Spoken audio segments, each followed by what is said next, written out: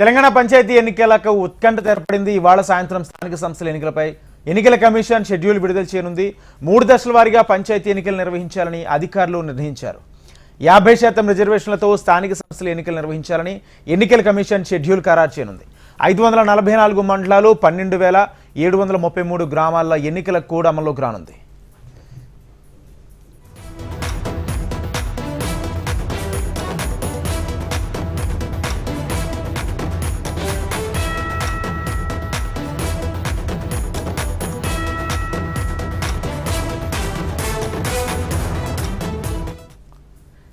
తెలంగాణ పంచాయతీ ఎన్నికలకు ఉత్కంఠకు తెరపడింది.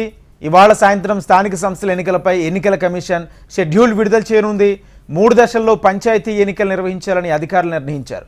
50% రిజర్వేషన్లతో స్థానిక సంస్థల ఎన్నికలు నిర్వహించాలని ఎన్నికల కమిషన్ షెడ్యూల్ ఖరారు చేయనుంది.